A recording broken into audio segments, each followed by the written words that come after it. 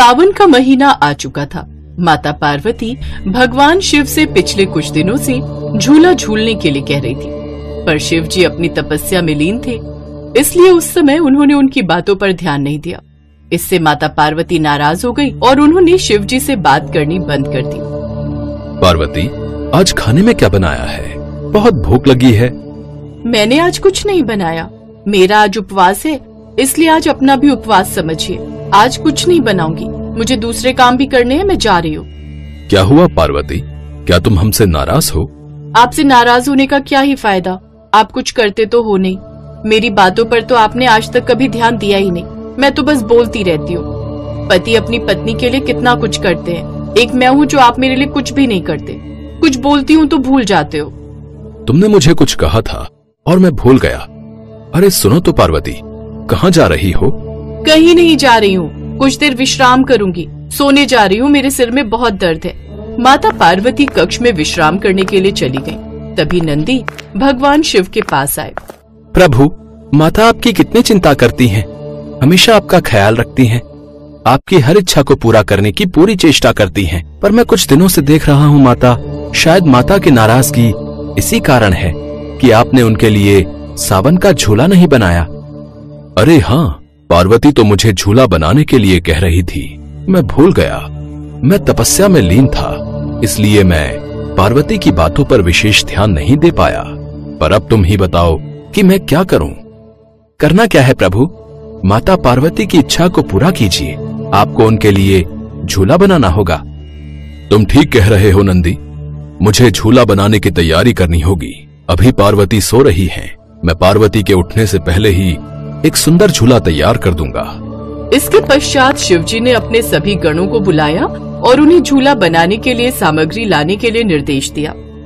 नंदी, तुम सबसे मजबूत लकड़ी लाओ, हमें एक ऐसी लकड़ी चाहिए जो मजबूत और टिकाऊ हो। जो आज्ञा प्रभु। भृंगी, तुम जंगल से सबसे सुंदर और रंग बिरंगे फूल लाओ, हमें झूले को सजाने के लिए उनकी आवश्यकता होगी। जो आज्ञा प्रभु। शिवजी ने अपने सभी शिवगणों को झूला बनाने के लिए कोई न कोई सामग्री लाने भेजा। उनके जाने के पश्चात शिवजी ने पेड़ की कुछ लताओं को तोड़ा और उनसे एक मजबूत रस्सी बनाई। कुछ देर बाद शिवगण झूला बनाने की सामग्री लेकर आ गए। शिवजी ने झूला बनाना प्रारंभ किया। तभी माता पार्वती अंदर से आवाज लगाती हैं, क्या बात है नंदी, बाहर से इतनी आवाज क्यों आ रही है? तुम सब क्या कर रहे हो? मुझे नींद भी नहीं लेने दे रहे। प्रभु, माता जाग जाएंगी, जल्दी कीजिए। बस हो गया नंदी, ये रस्सी अच्छे से बांध दूं ताकि टूटे ना। और फिर कुछ ही समय में कैलाश पर्वत के उपवन में एक बहुत ही सुंदर फूलों से सजा झूला बनकर तैयार हो गया। वो झूला जिसे भगवान शिव ने स्वयं अपने हाथों से बनाया। जैसे ही माता पार्वती उठकर आती हैं, तो उपवन की ओर देखती हैं। आज ये सारे शिवगण वहाँ उपवन में क्या कर रहे हैं? महादेव तो इस समय तपस्या में लीन होने चले जाते हैं, पर आज तो ये अपने शिवगणों के साथ मस्ती कर रहे हैं। देखूं तो जरा, ये सब एक साथ थे, तभी इतनी देर से शोर मचा रखा था। माता पार्वती तो कुछ और ही सोच रही थी, पर उन्होंने जैसे ही उपवन में प्रवेश किया तो अपने सामने एक बहुत सुंदर फूलों और वृक्ष की लताओं से सजा हुआ झूला देखा। माँ पार्वती की खुशी का ठिकाना नहीं था। माता, देखिए, भोलेनाथ ने आपके लिए स्वयं अपने हाथों से कितना सुंदर झूला बनाया है। इन सब ने भी सामग्री लाने में मेरी सहायता की है। देखो पार्वती, झूला कैसा लग रहा है? अति सुंदर। आपने मेरे लिए इतना सुंदर झूला तैयार किया, मैं बहुत खुश हूँ स्वामी। चलो आओ, इस पर बैठकर दिखाओ, तुम्हें कैसा लगता है? माता पार्वती झूले पर बैठती हैं और भगवान शिव उन्हें झूला झुलाते हैं। वह बहुत खुश हो रही थी। सभी शिवगण अपने दूसरे कामों के लिए चले गए और कुछ देर झूला झूलने के पश्चात भगवान शिव और माता पार्वती भी अपने दूसरे कामों में लग जाते हैं। तभी आकाश मार्ग से कुछ राक्षस गुजरते हुए ये सब नजारा देख रहे थे। उन्होंने शिवजी और माता पार्वती को तंग करने के बारे में सोचा। राक्षस की प्रवृत्ति ऐसी ही होती है, वो ना तो खुद ही खुश रहते हैं और ना ही किसी दूसरे को खुश रहने देते हैं। अरे देखो देखो, शिवजी ने अपने उपवन में एक झूला बनाया है। हमारे होते हुए ये झूला यहाँ पर टिक नहीं सकता। तो चलो, हम झूले को तोड़ देते हैं। जब इस झूले पर महादेव और पार्वती झूलने के लिए बैठेंगे तो ये झूला टूट कर गिर जाएगा और बहुत मजा आएगा। तो चलो फिर, यही मौका है, झूले की रस्सी को किनारों से थोड़ा थोड़ा काट देते हैं। जैसे ही रस्सी टूटेगी, धड़ाम से महादेव और पार्वती जमीन पर गिर जाएंगे और फिर ये नजारा देखने वाला होगा। हाँ, जब झूला टूटकर नीचे गिरेगा तो पार्वती शिव पर क्रोधित हो जाएगी और फिर इन दोनों में घमासान युद्ध होगा और हम इस युद्ध का खूब आनंद लेंगे। अंधेरा हो चुका था। सभी राक्षस नजरें बचाए उपवन में गए और उन्होंने रस्सी के ऊपरी हिस्से को अपनी तलवार से थोड़ा थोड़ा काट दिया ताकि धीरे धीरे रस्सी घिसकर अपने आप ही टूट जाए। इसके पश्चात सभी राक्षस वहां से चले गए। तभी वहां शिवजी के 2 नाग उपवन में बने अपने बिल से बाहर आए तो उनकी नजर आकाश मार्ग से वापस जाते हुए राक्षसों पर पड़ गई। दोनों नागों को शक हुआ। मुझे लगता है ये राक्षस जरूर उपवन में कुछ न कुछ गड़बड़ करके गए हैं, वरना वो इतनी रात को यहाँ क्यों आते? हाँ, पर वो सब महादेव द्वारा बनाए हुए इस झूले के आसपास क्या कर रहे थे? चलो हम चलकर देखते हैं, कहीं इन्होंने झूले को कोई नुकसान तो नहीं पहुंचा दिया। दोनों नाग झूले पर इधर उधर घूमकर देखने लगे। तभी उनकी नजर रस्सी के किनारों पर पड़ी जो राक्षस थोड़ी थोड़ी काट कर गए थे। दोनों नाग समझ गए कि ये करतूत उन राक्षसों की है। तभी सुबह हो गई और महादेव और माता पार्वती प्रातः काल झूले पर बैठने के लिए आ गए। दोनों नागों को जब कुछ नहीं सूझा तो वे दोनों रस्सी के उन कटे हुए हिस्सों पर मजबूती से लिपट गए ताकि रस्सी नीचे न गिरे। महादेव और पार्वती झूला झूलने लगे। अचानक झूला झूलते हुए माता पार्वती की नजर झूले के ऊपरी किनारों पर जाती है तो वह हैरान रह जाती हैं कि वहां पर दोनों नाग लिपटे हुए क्यों हैं। स्वामी, आपके ये दोनों नाग रस्सी के किनारों पर लिपटे क्यों हुए हैं? अगर हमने ज्यादा तेज झूले को हिलाया तो ये दोनों धरती पर गिर जाएंगे और फिर इन दोनों को गहरी चोट आएगी। आप इन्हें मना कीजिए कि ये दोनों नीचे उतर आए। हाँ, मैं अभी बोलता हूँ। देवदत्त, शंखपाल, तुम दोनों यहाँ रस्सी से क्यों लिपटे हुए हो? चलो झूले से नीचे उतरो, नहीं तो तुम्हें चोट आ जाएगी। अरे मेरी बात को सुन क्यों नहीं रहे हो? क्या कारण है जो आज तुम मेरी आज्ञा का पालन नहीं कर रहे? क्या कारण है जो आज तुम ऐसा कर रहे हो? देखो, मैं तुम दोनों को कुछ नहीं कहूंगा, पर मैं तुम पर बिल्कुल भी क्रोधित नहीं हूँ। आओ, आराम से नीचे आओ। दोनों नाग शिवजी की बात नहीं मानते तो शिवजी खुद ही उन्हें हटाने लगते हैं। तभी उनकी नजर कटी हुई रस्सियों पर जाती है और वे पूरी बात समझ जाते हैं। स्वामी, इसी कारण आपके ये दोनों नाग इन रस्सियों पर लिपटे हुए थे ताकि झूला गिरे नहीं। तुम ठीक कह रही हो पार्वती, परंतु ये सब किसने किया? ये रस्सियां तो लग रहा है कि तलवार से काटी गई हैं। रुको, जिसने भी ये किया है मैं उसे अभी सबक सिखाता हूँ। मेरे सामने आओ। जिसने भी ये करतूत की है वो मेरे क्रोध की अग्नि में जलकर भस्म हो जाएगा। कौन है जिसने ऐसा घोर अपराध किया है? भगवान शिव के क्रोध को देखकर राक्षस डर जाते हैं। वे सब तो छिपकर झूले के गिरने की प्रतीक्षा कर रहे थे। सभी राक्षस त्राहिमाम करते हुए भगवान शिव और माता पार्वती से क्षमा मांगते हैं। अब हमें क्षमा कर दीजिए प्रभु, हमसे भूल हो गई। हम अब कभी ऐसा नहीं करेंगे। भगवान शिव तो भोलेनाथ हैं। जब भी उनसे कोई क्षमा प्रार्थना करता है तो वे क्षमा कर देते हैं। इसके पश्चात राक्षस वहां से चले जाते हैं। भगवान शिव अपने चमत्कार से झूले की रस्सियों को दोबारा जोड़ देते हैं।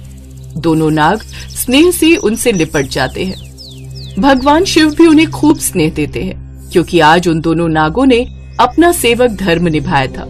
इसके पश्चात श्रावण मास में रोजाना ही माता पार्वती और भगवान शिव उस झूले का आनंद लेते और माता पार्वती के चेहरे पर प्रसन्नता देखकर भगवान शिव भी बहुत प्रसन्न होते।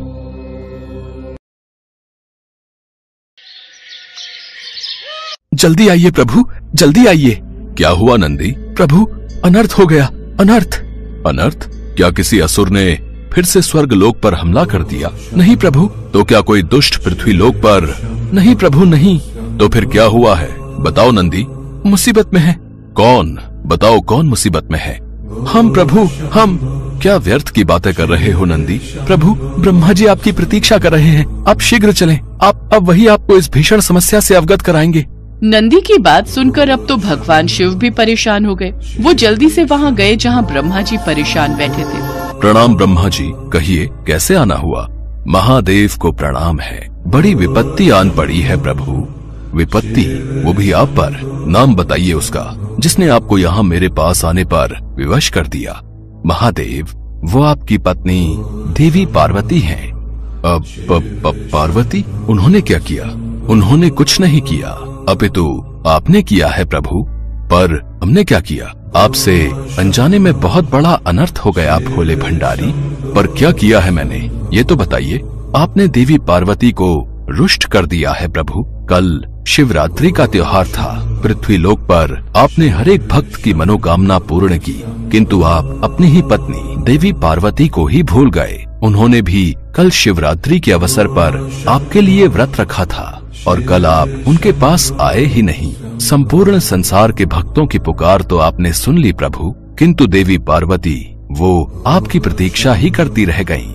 ये तो सच में अनर्थ हो गया हमसे। मैं अभी देवी पार्वती से क्षमा मांग लेता हूँ। नहीं मांग पाएंगे प्रभु, क्योंकि वो कैलाश पर है ही नहीं। देवी पार्वती रुष्ट होकर यहाँ से चली गई हैं।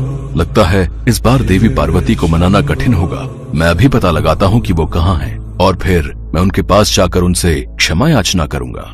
जैसे ही भगवान शिव ने देवी पार्वती को ढूंढने के लिए अपनी आंखें बंद की तो ब्रह्मा जी ने फौरन उनका हाथ पकड़ लिया और बोले, नहीं महादेव, आप ऐसा नहीं कर सकते।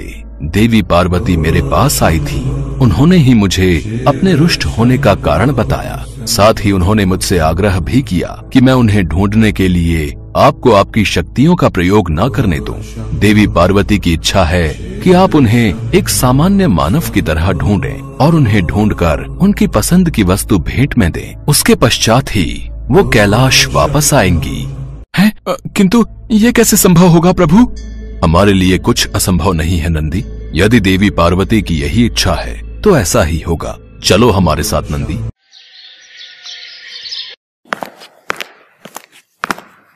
हे प्रभु, आप अपनी थोड़ी सी शक्ति का प्रयोग तो कर ही सकते हैं। माता को ढूंढिए ना। ऐसा नहीं हो सकता नंदी, ये ब्रह्मा जी के आदेश की अवहेलना होगी, साथ ही देवी पार्वती की इच्छा का निरादर भी।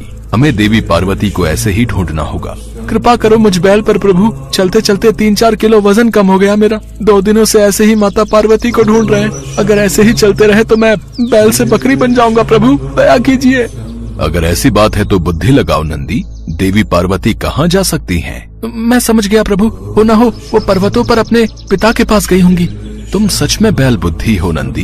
देवी पार्वती इतनी आसान चुनौती तो नहीं देंगी हमें, कुछ और सोचना पड़ेगा।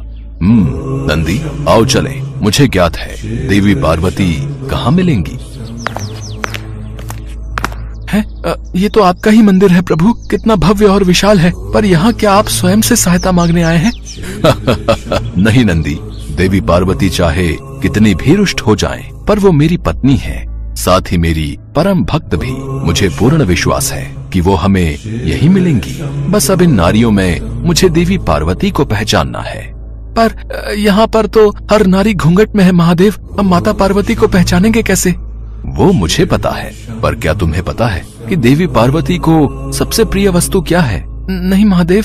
चूड़ियाँ उन्हें बहुत प्रिय हैं। अच्छा। तो खड़े क्या हो मूर्ख, जाओ जाकर चूड़ियाँ लेकर आओ। इतना सुनते ही नंदी फौरन भागकर सामने की दुकान से हरी हरी चूड़ियाँ लेकर आ गए और इधर भगवान शिव माता पार्वती को पहचानने की कोशिश करने लगे। तभी उन्होंने देखा कि घूंघट ओढ़े एक महिला गरीबों को खाना खिला रही है और ये देखते ही भगवान शिव उनके पास दबे पांव गए और उनका हाथ पकड़कर झट से उसमें चूड़ियाँ पहना दी। चूड़ियाँ पहनाते ही माता पार्वती ने अपना घूंघट ऊपर किया और फिर झुककर महादेव के चरण स्पर्श किए। हमें क्षमा कर दो देवी पार्वती। कर दिया प्रभु, और आपकी बुद्धि और विवेक को भी मान गई। देख लिया माता, ढूंढ ही लाए ना आपको। मैंने ही कहा था प्रभु से कि हो ना हो आप यही महादेव के मंदिर में ही मिलेंगी। नंदी की बात सुनकर तीनों जोर जोर से हंसने लगे।